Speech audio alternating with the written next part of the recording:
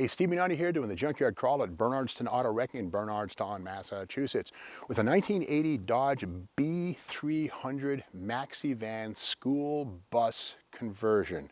Now, if you're like me, you might have ridden to school in a short bus, kind of like this one, but millions of kids did.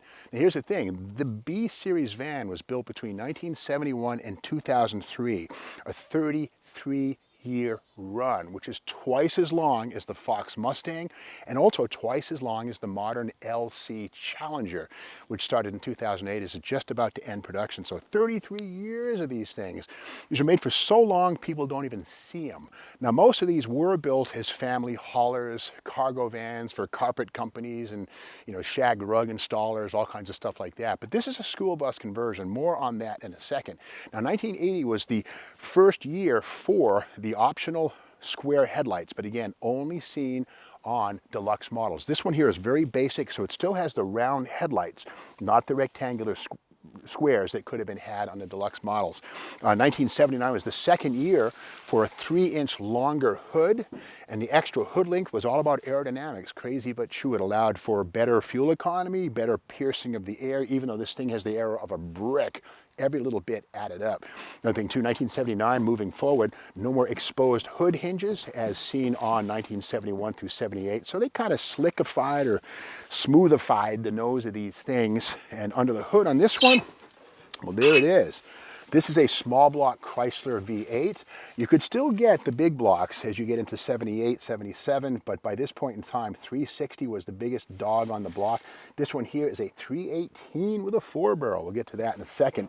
And we'll get to it right now. This is the specification sticker right here. If you can see right here, this has the 5.2 liter V8, 318, tinted glass all the way around, air pump, catalytic converter, etc., lap belts, etc., etc., etc.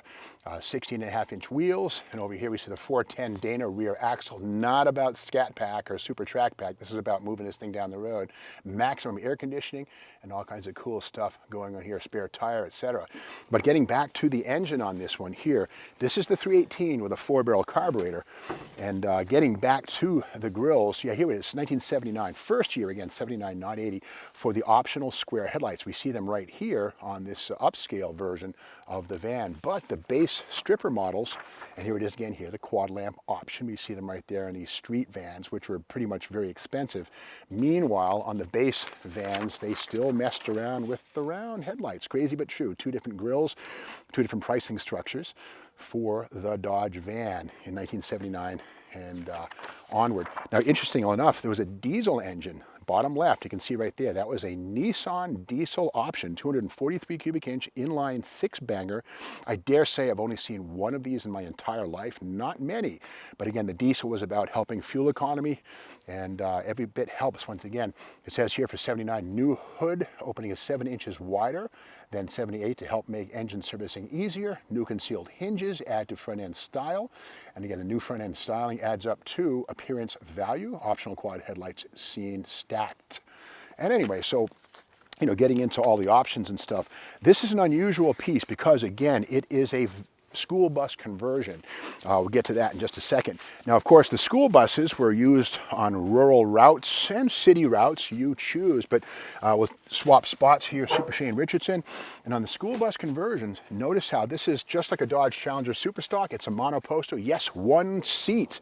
There it is right there. You don't really need a passenger seat, especially on something like this where kids would just swing on through there. And we'll get to how kids load into this. Well, look at the speedometer on this thing. It goes to 85 miles per hour, and in September of 79 was the first mandate for the 85 mile per hour speedometer, which was a method, a psychological method you might say, to keep people slowing down and obeying the 55 mile per hour speed limit. That was rescinded in 1982, by the way, by President Reagan, although car makers continued to use the 85 mile an hour speedometers until 1970 or 89, 90. Crazy but true, but they weren't mandated after 1982. Go figure. But anyway, this is a stripper. It has rubber floor mats. The automatic transmission. It's also a radio delete, kind of interesting. On the right-hand side of the padded dashboard, see that big old hole. That's where the optional AM or AM/FM radio would have gone. But again, as a school bus, you know, I imagine they probably didn't want any extra cost items, no distractions.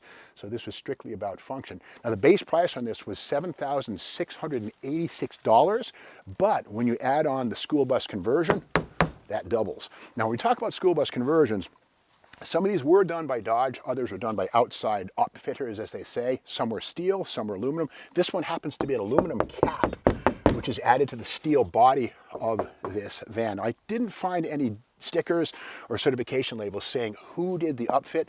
It's conceivable this was done at Dodge, not sure. If you know better, let me know. But something kind of cool about the Dodge Maxi van, not seen on Chevy or Ford vans, was the wraparound rear window glass. Kind of an interesting touch, kind of like a moon unit, and a little bit safer to drive in and to back up. You know, dead ends right here and more visibility as you're backing up in an alley or in a schoolyard with the curved glass. Now this is kind of weird. On this one here, we can see that the glass seems to have a hinge. These two buttons right here, maybe it pops out. Well, not really. The rubber is integral, it's integrated. This is not meant to pop out, whereas the side glass is meant to pop out. So it's kind of an interesting thing that Dodge doubled up on these hinges, these latches right here, the same structure right here to hold the glass in place on the hinging window was also used on the fixed corner windows of the Maxi van school bus conversion. Kind of weird, kind of interesting. Now, plenty of room in the back of this. Of course, the mandated stop lights, the blinking lights, do not pass, school bus, kids loading, kids getting off, etc. Tons of room inside. I believe this had room for something like 14 people, and pretty well upgraded. You look inside, the roof on this, the ceiling is a good 7 inches or so, almost a foot actually, more like a foot, taller than a standard Dodge van. The idea being that kids could get in and out without crouching down, a whole lot easier to get in and out of. Now this right here is a Dodge Commercial Vehicles Catalog from 1989. And once again, these vans were in production for 33 years, all the way through 2003. So still going strong here. When we look inside of this, we see all the different possibilities for your Dodge pickup trucks, etc.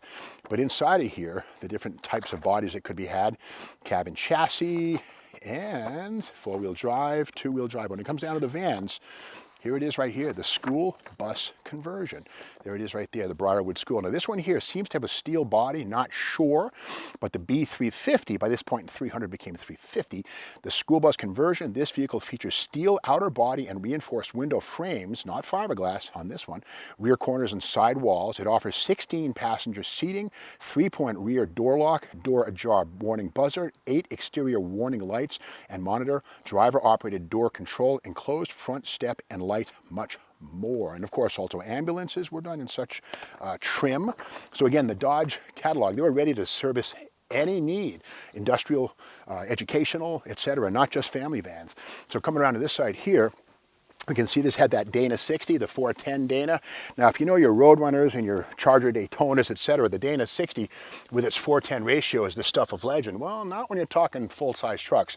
This is a full floating Dana 60, and this is the full floating axle shaft, which basically goes inside, and then here are the splines on the end. Very much different from the semi-floating stuff used on a Roadrunner or Barracuda.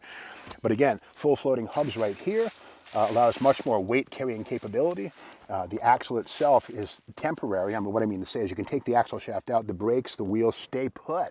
The truck can be rolled around. But again, leaf springs in the back, heavy duty stuff. And unlike Ford vans of this time, the Dodge and the Chevy and GMC were unit construction. That frame rail right there is welded against the floor pan, whereas full-size Ford vans were body on frame, and some would say were better suited to heavy-duty use like this. But these still sold by the tens of thousands and were very, very capable at hauling kids to and from school.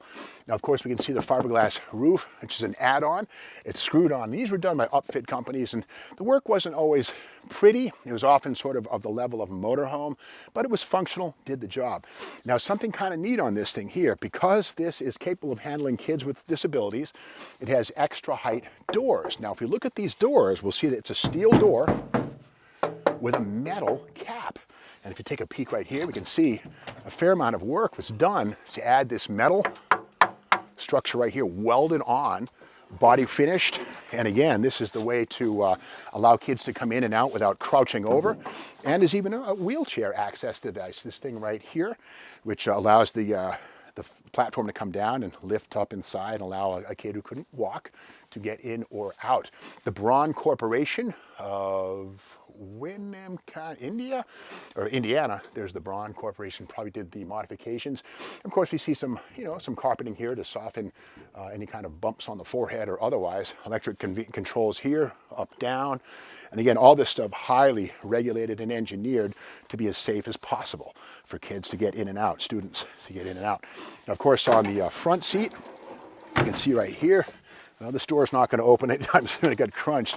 But this was the transportation department. I don't see the name of a school anywhere, but we can see here a handicap access. There it is right there, the universal sign of folks who can get a little help, and it's fine. And of course, the Dodge 300, the Ram right here, I think in its first or second appearance right here, the Ram was brought back right around the same time that Lee Iacocca took over and started to save Dodge and Chrysler Corporation from ruin. But the Ram was brought back, I think in 79 or 80. And we see the Ram logo proud and in full appearance here. So that's the story of how school bus conversion vans like this thing here, help get a lot of us to and from school as children as safely as possible. Now, if you like this video, be sure to subscribe to the Steve Maggs YouTube channel. Give us a thumbs up, and be sure to stick around and tune in tomorrow for the next Junkyard Crawl video.